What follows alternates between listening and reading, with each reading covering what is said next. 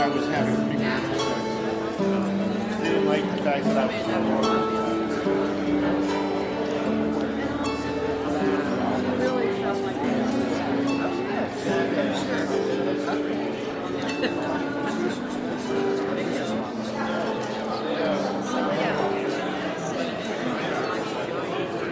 You've done enough math and chemistry.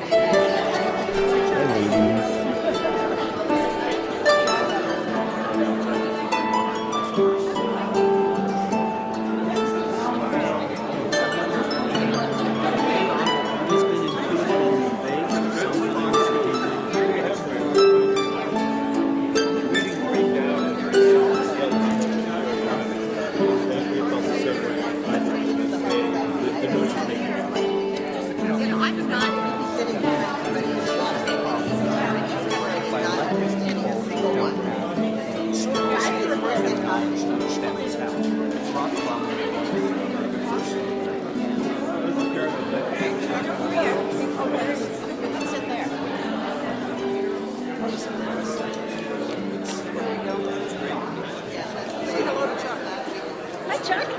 How are you?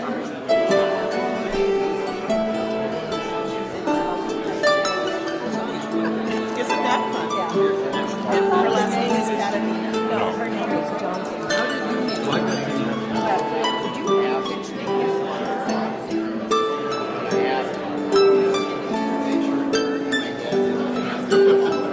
the guy answered me fluent English. But I did, you know, the cool thing was when we went on the train home.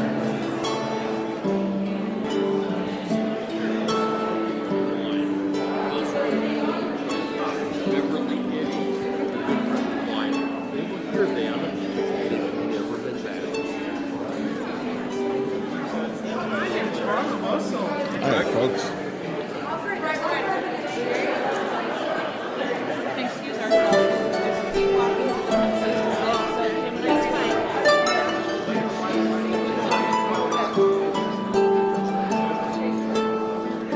Get you some silverware and water.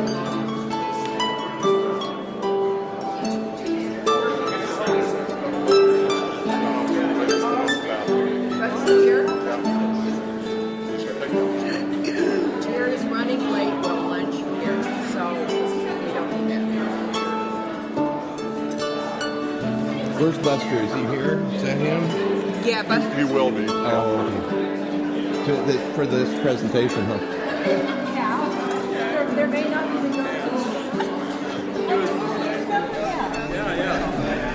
We all know the history of indigenous peoples in this part of the United States didn't go so well for the indigenous peoples.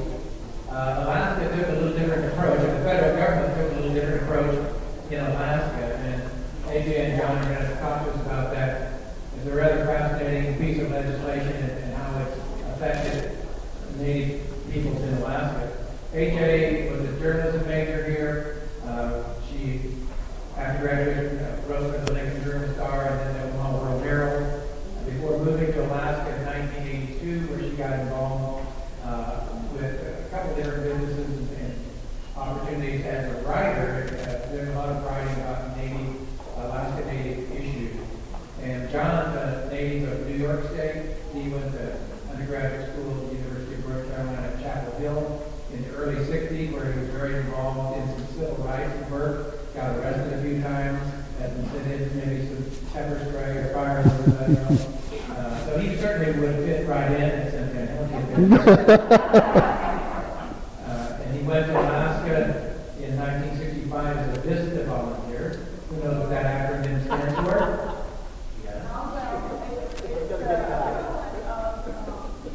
Yes. Yes. Yeah,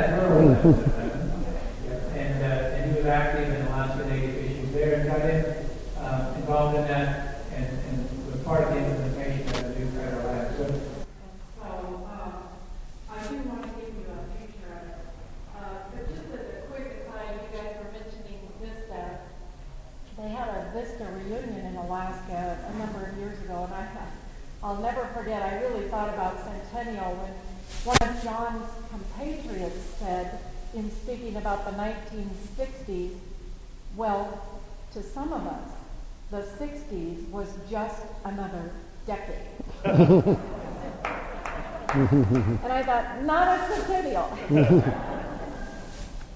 Anyway, so what we're going to do is, I've given a number of talks on the Alaska Native Claims Settlement Act. I've written speeches for executives on this act, but I thought this is centennial.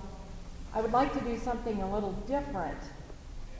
And so I decided, I recalled that when I was hired by Cook Inlet Region Incorporated to be their corporate historian and focus on the Alaska Native Claims Settlement Act, I went around and spoke to various experts and Native leaders and asked them, you know, for suggestions on what areas to pursue.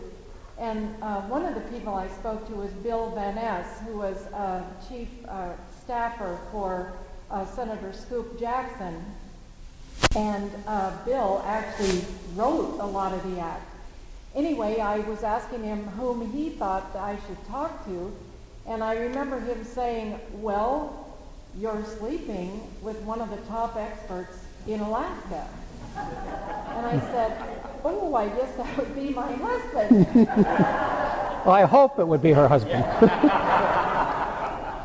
So anyway, that is why I thought, well, okay, well, I think what we'll do, I am a journalist, I think what we'll do is have a conversation here about ANCSA and try to give you an overview of it. I just want to mention one really fast thing before we get started. Basically, my career, probably the best thing that ever happened to me in my career was the fact that I was given an award from the Alaska Federation of Natives called the Denali Award. And it's given to a non-native for service to the native community. I would like to mention that my husband actually received the same award a number of years before I did.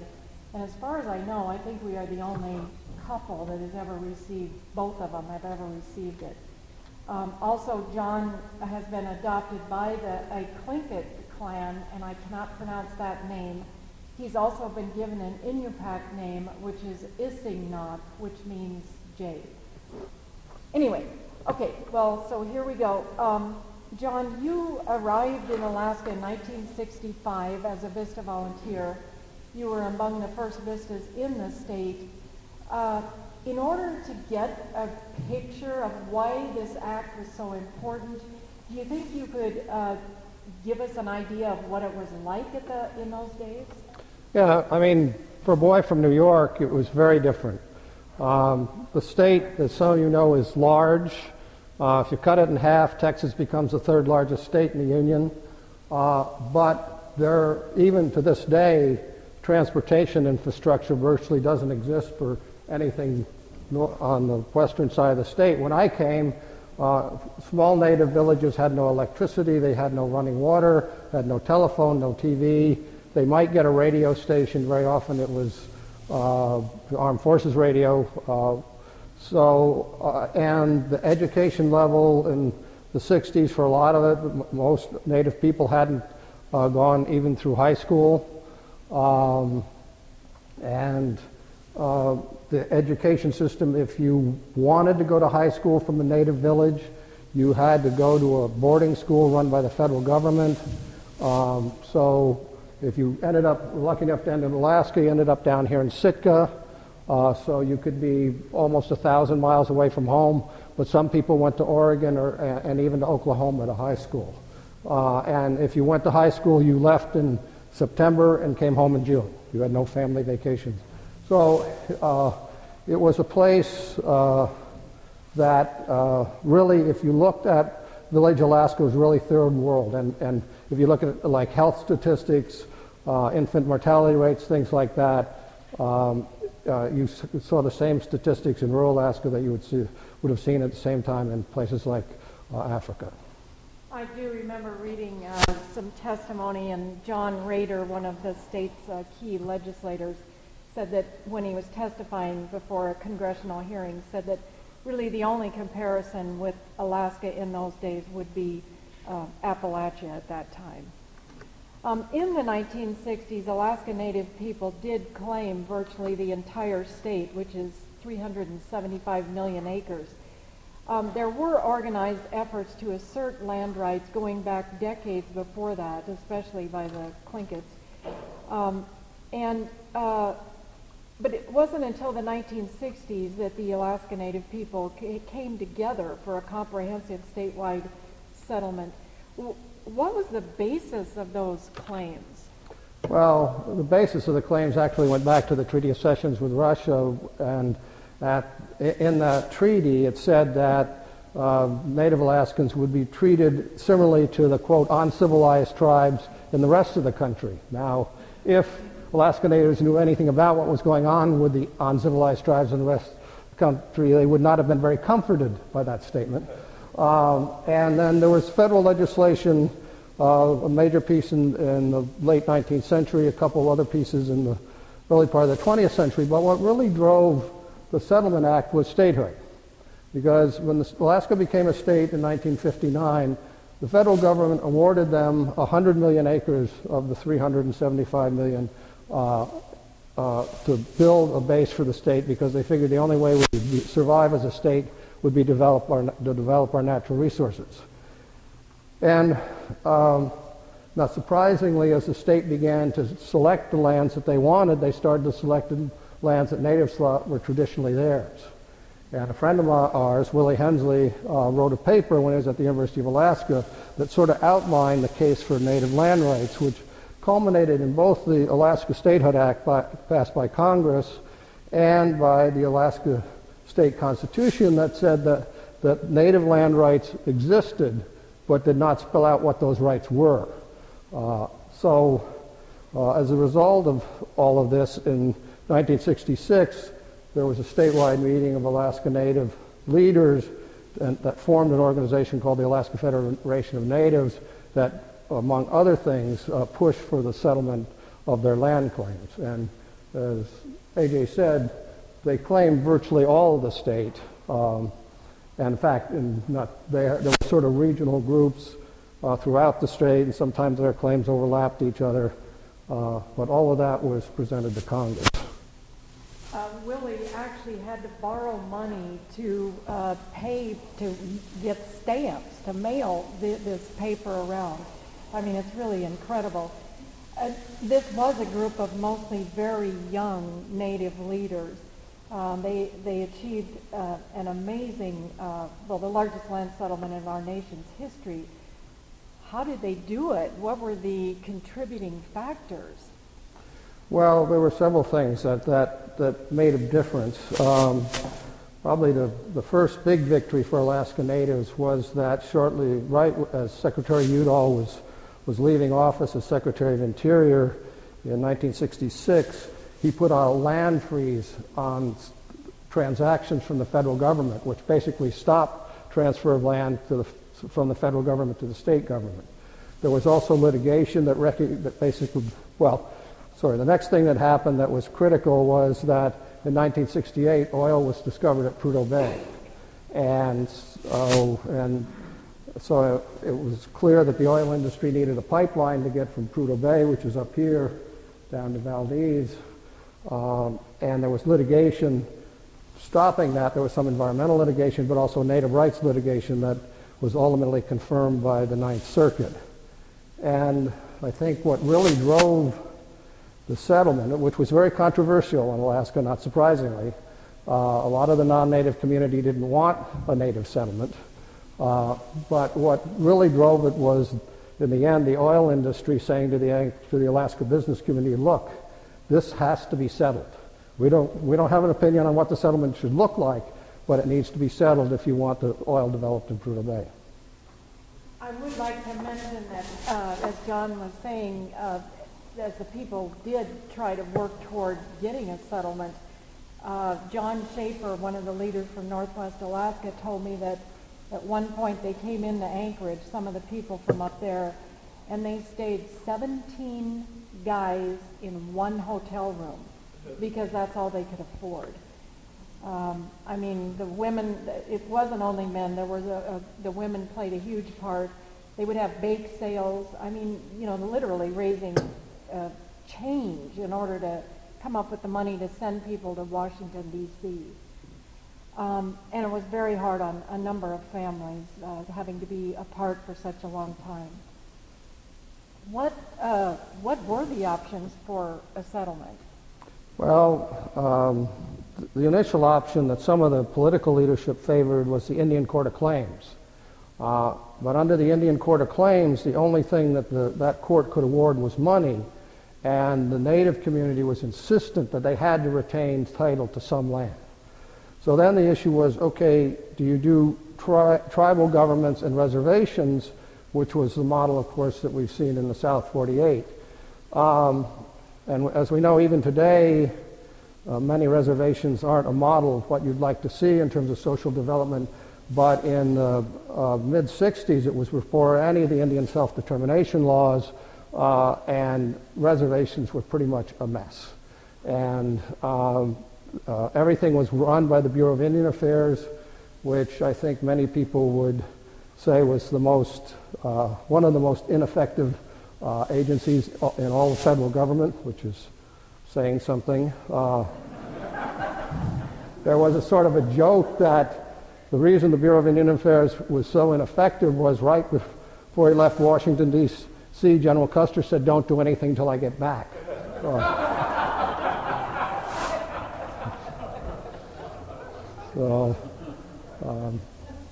Anyways, so the reservation option was sort of thrown aside, and so they came up with this idea, and there's a lot of debate about who actually came up with it, to have business corporations, that if you're going to try to do things that relate to economic development, then the way that American business did it was business corporations. So why not give the money and the land to business corporations? Okay, this question is, what is the Act? And I would just like to mention that when I started at CIRI, of course I'd never had a corporate historian before, and I was expected to start producing some materials right away. And I panicked and I called John and I said, well, how do I write about the Act? Of course, his first advice was, read the whole thing. The second thing was, well, if you think of it as people, structure, money, land, I think that'll really help you get it better in your mind. So anyway, maybe you could talk about that. So people, the first question is, who's going to be eligible? There's going to be a settlement, who gets it? So the way the Act was structured is you had to be alive on December 18th, 1971 to participate. So if you had died the day before, were born the day after, you were, at least for the people born the day after, were initially out of luck. And there were about 83,000 natives that were eventually identified. And the structure we went into, as I said, were corporations. There were two types. There were regional corporations, and later you can come up and look at the boundaries of the 12 regional corporations in Alaska. There were 12 of those. There was ultimately one set up for some natives living outside the state, which I think is now bankrupt. But, and then there were about 220 village corporations. The villages actually had a choice between being profit or non-profit organizations. They all chose profit because non-profits can't make cash distributions to their members. That's the structure. The land is about 44 million acres. About 22 million acres of that went to the village corporations, with the surface area going to the village corporations. And you come up here, that's sort of the native corporation land is the pink land on this map. So you've got the surface owned by the village corporations and the subsurface owned by the regional corporation, which, as you might guess, has caused some conflict. But and then the next 16 million acres, and the land distribution was based on population. So the more people you had in the village, the more land you got. There was a stepped up. So you got anywhere from the equivalent of 3 townships to the equivalent of 7 townships of land, depending on how big your village was. Then for the next 16 million acres, the regional corporations got title to that, but rather than being based on the number of people in a region, it was based on land given up or land lost, taking into account how much land you'd already gotten from your village corporations. So two regions, the Arctic Slope and Doyon, which are large regions with relatively small populations, got 2/3 of that land, about 12 million of the 16 million acres. There were a couple million acres that were just sort of for special circumstances, cemeteries, for people that didn't live in villages, things like that. And then there was another option that allowed some communities that had reserves or reservations, rather than become a corporation, well, they become a corporation, but rather than participate as other corporations had, village corporations, they would get more land, but they'd get both surface and subsurface title. So that made a total of 44 million acres. And then there was just under $1 billion of cash distributed generally to the corporations, and that was based on population or how many shareholders they had in each corporation. I did, when I started learning about the Alaska Native Claims Settlement Act, I did view it as a huge achievement, and I thought it was amazing that such young people, they were mostly in their 20s, would go back to Washington and be able to achieve this. But yet, what really surprised me was when I started reading about the day that they got the call from President Nixon. It was not a day of celebration at all. It was a very somber thing. In fact, I have this quote that I put in my my master's thesis, Sakuktagut. There were tears that threatened to spill that day. The atmosphere at the convention hall seemed to be prefaced with a special kind of sadness, a strange ending to a great fight for justice. And that was said by Howard Rock. But anyway, could you maybe just give us, you were there, what was it like? Yeah, I mean, I think you've captured it. I mean, first of all, there was a big debate about how much land the natives should get. And of course, and the amount had varied during the 5 years of debate in Congress, anywhere from as little as 1 million acres to the native community wanting 60 million acres. And ultimately, as I said, it was settled for a little over 40 million acres.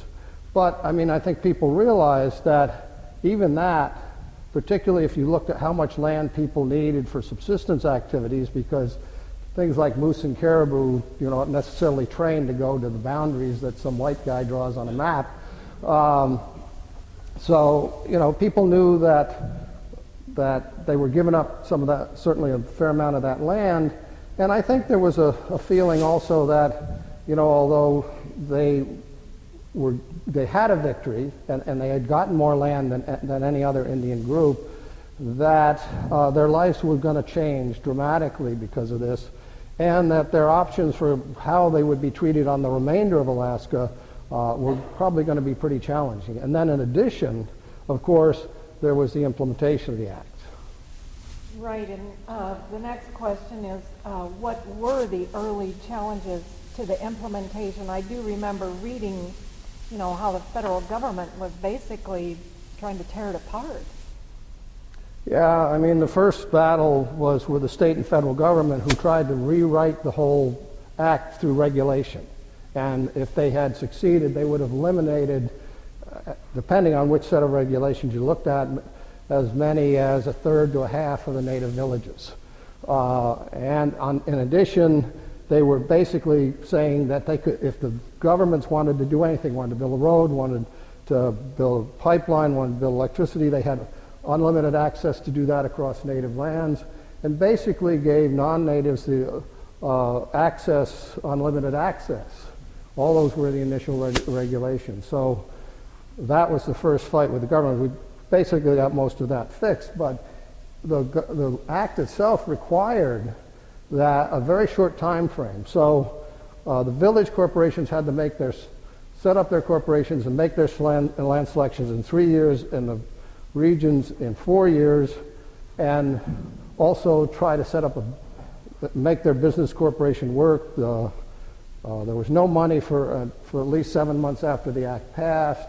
So all of that was put on people who, to be perfectly frank, didn't have business experience for the most part, whose interests, though, were not initially in the business side of the corporation. I think the Native leadership understood some of the potential, but their interest, and particularly if you looked at how village corporations selected their land, was in protecting traditional hunting and fishing lands, and also in trying to make sure that this structure could help promote the continuation of Native culture, even though it was not actually a Native structure.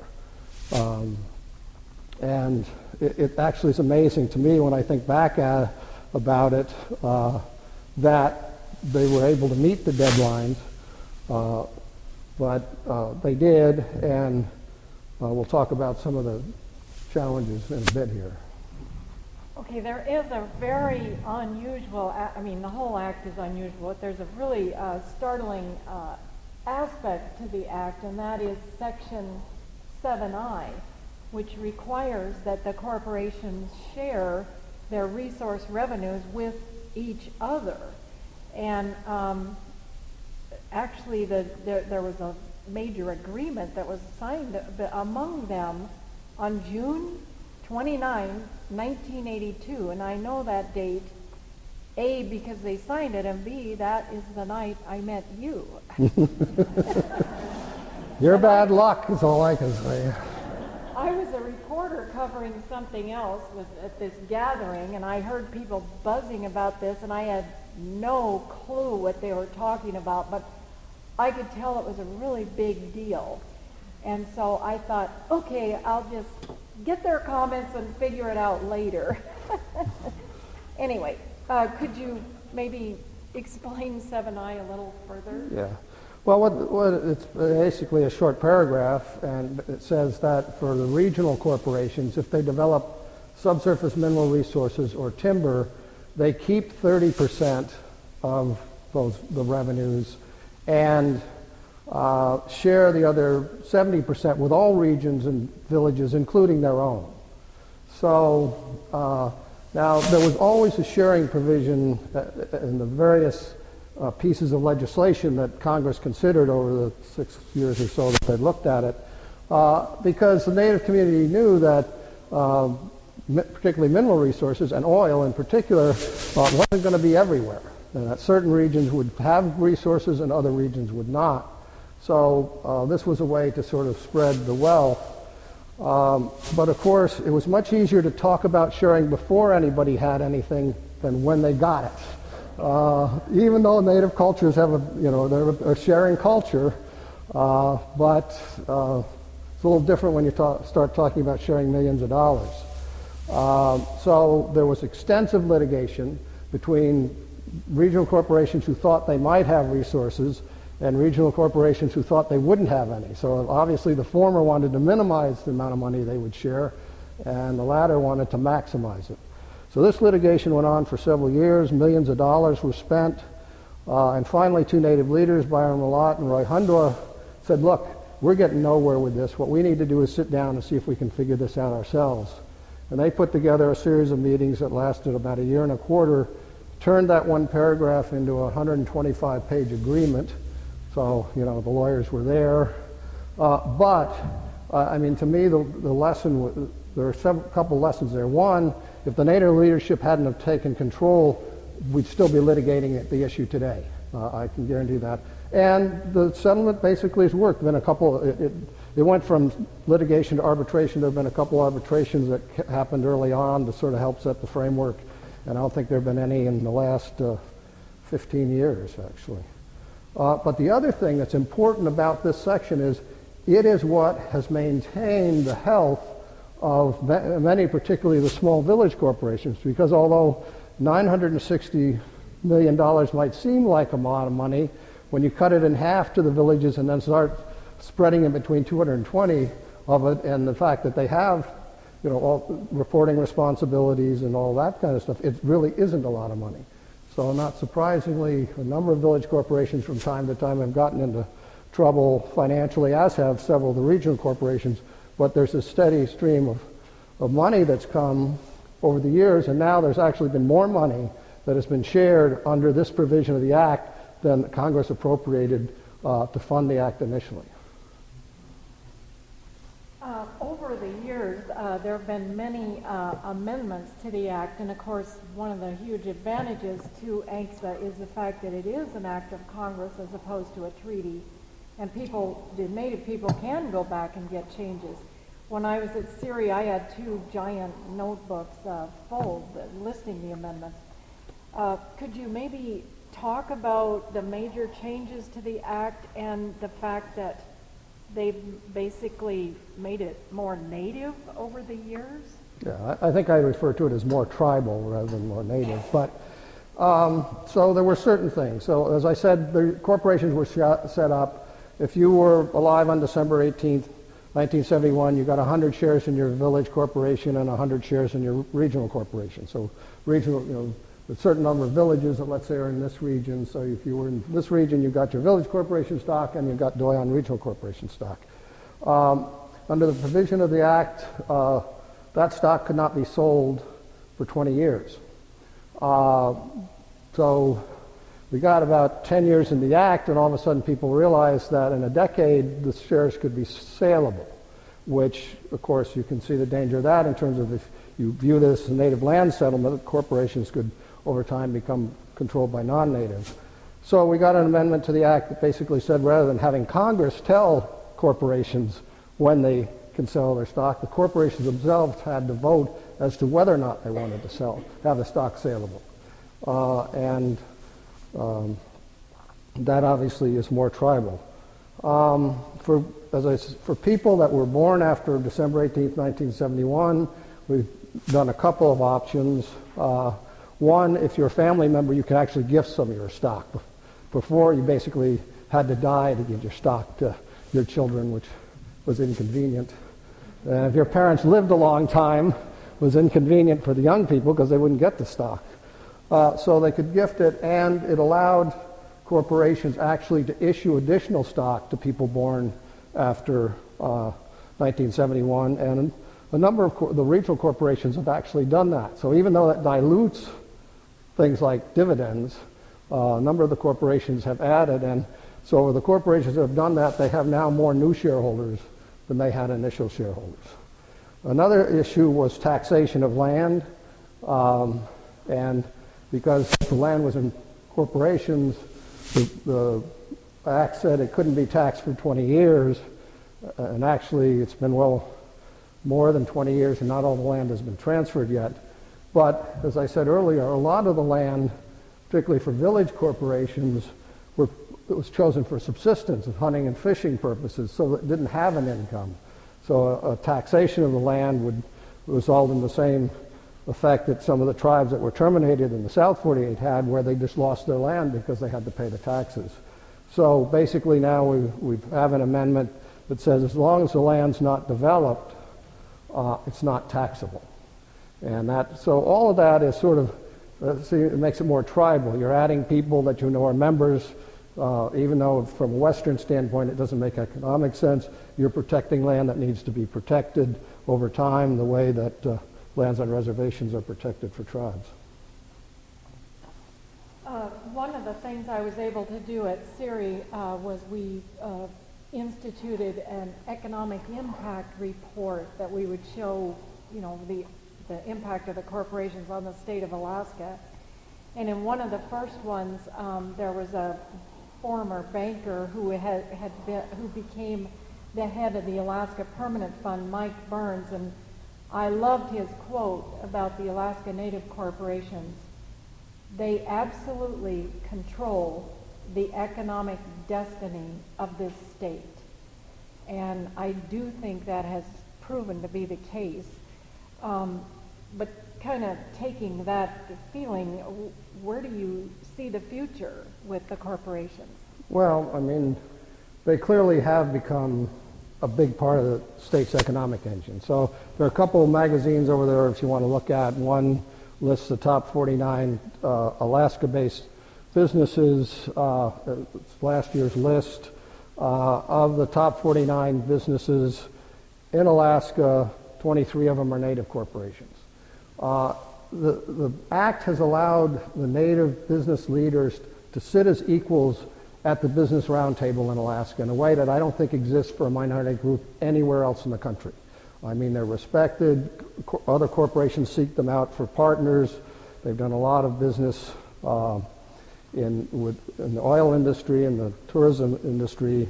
There's a whole thing that I'm not going to get into about federal contracting, which is very controversial, which is something Ted Stevens got, as Senator Stevens, as an amendment to the Small Business Act. But, you know, there are large corporations.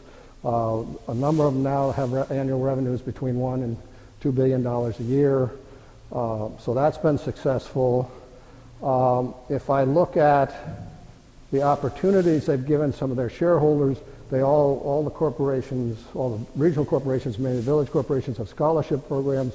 So we see lots of Native people going to college, and a lot of them to very good colleges, Harvard, Yale, Dartmouth, Stanford, getting business degrees, medical degrees, and things. So, you know, when I started, we were dealing, when I went to work for NANA, one of the regional corporations, our president was a high school dropout. My friend Willie Hensley had a bachelor's degree in political science like mine. My friend Byron Malott was a college dropout. He went on to become CEO and chair of Alaska, one of the regional corporations that are now running for lieutenant governor. But there clearly has been a lot of success. But if you look at the other side of it, there was no permanent protection for subsistence hunting and fishing. The conference report said that the Congress expected the Secretary of the Interior and the state to protect that. We tried to fix that in a later piece of legislation, but right now there's a dual management. Some of the land managed under by federal agencies, and some land by the state, and the federal government has a higher protection for subsistence than the state has. There's a whole issue of tribes. We do have tribes in Alaska. They just don't have the land. And so the relationship between tribes and corporations is another issue out there. And then, although there's been huge economic success, particularly for the regional corporations and for some of the village corporations, the economics of living in rural Alaska is still very, very challenging.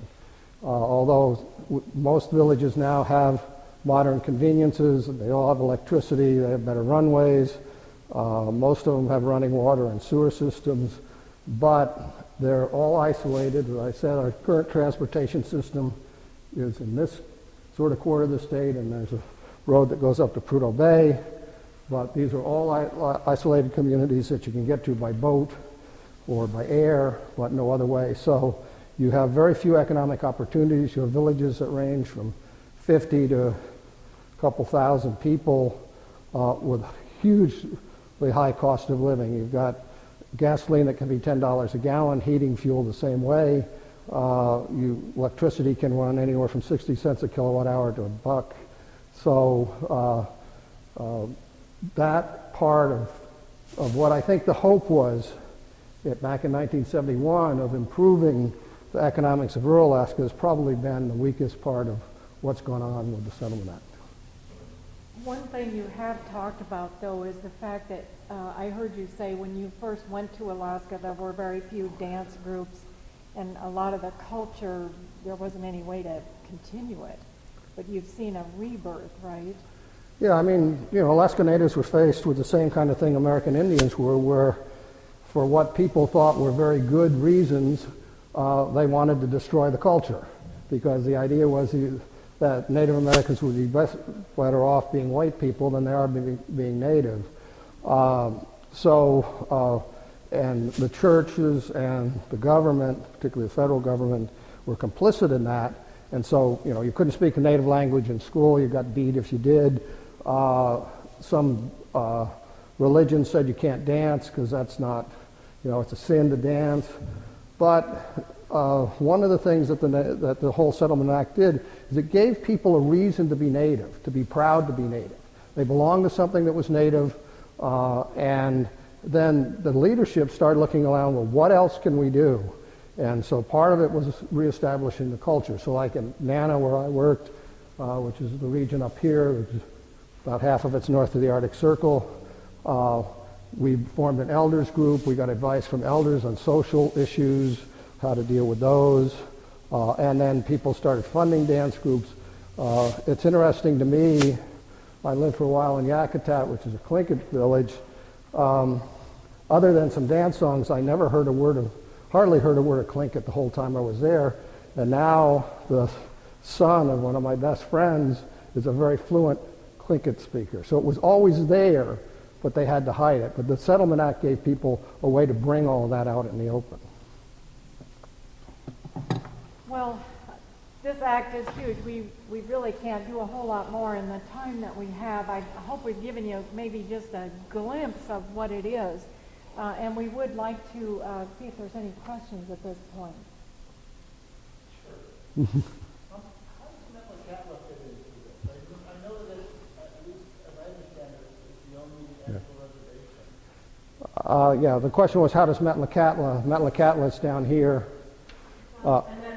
Net Island, and it's actually a group of Tsimshian Indians that were originally in British Columbia and were brought over by a priest who then got the government to give them a reservation, and they retained that reservation and are not part of the Settlement Act. So they have a fish trap, which is one of the things that they wanted to keep the reservation alive. Can they put casinos in there? Yeah, they could put casinos there. I don't know who would go. But the law is different for Metlakatla as opposed to... They did not participate in ASA. They are they separate. have none of the protection from it, but also none of the... Right. Exactly. Okay. Can you elaborate a little bit more as to the reasons why you feel that there haven't been much improvement? I mean, I hear there's been improvement on the ground and construction and so forth, but you said that that's kind of been the weakest area, that improving the lives of Canadian Alaskans. And why has that happened? Is it political infighting? Is it corporate influence? Well, having come back to Nebraska, I mean, honestly, it seems to me that rural America is under attack throughout the country. I mean, the little communities in Nebraska they're not in as dire straits as they are in Alaska, but it's really tough. So I don't know that many Native people have benefited greatly, and they've gotten great education. But John, maybe you can address that. Well, part of it is what I said. I mean, you have these small, isolated communities, so you don't have an economic unit that can really grow. And even if you want to grow, you've got high energy costs, high transportation costs, which make it uneconomic to do so. Also, I think, you have a brain drain. So, as I said, there are a lot of kids going to college. A lot of those kids don't come back. And then, one of the differences I like to say between Nebraska and what's going on in rural Alaska, here, like the community we're living in, Orchard, because they lost students and the neighboring community, Clearwater, lost students, they merged the schools because there's a road. Well, in Alaska, you have to have 10 students to have a school. Now, you can argue as educators whether 10 students for 13 grades makes sense or not. That's a whole different argument. But you go below that, they close the school, the community basically dries up. How have these issues affected the political environment, if at all? When people talk about partisan politics in Alaska, you really hear little about the Native population or the issues that you've been talking about. So from your perspective, how is that? Well, and I will let John address that because, but you, it is a part of everyday life in Alaska. But recognize that there is racism in Alaska, and it's as bad there as it is anywhere. But anyway. Yeah. Well, I mean, Alaska Natives have been a political force, and actually our junior senator right now who's a Democrat, is counting on them to be enough of a political force to get him reelected. Whether that happens or not is something else.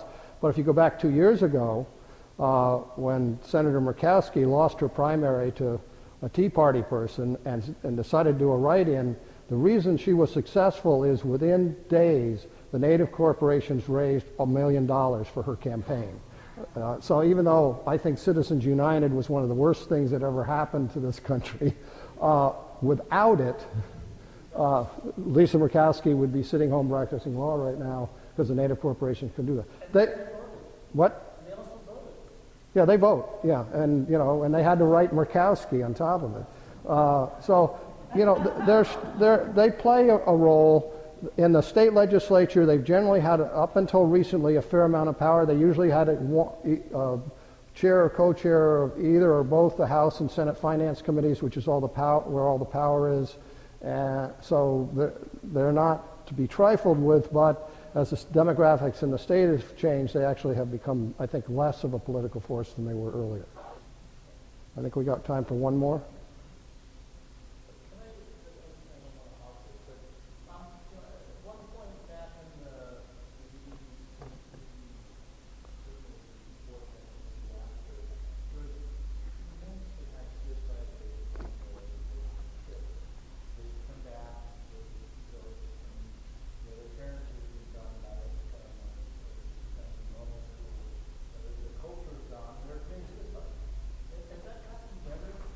It's a horrible problem, yes.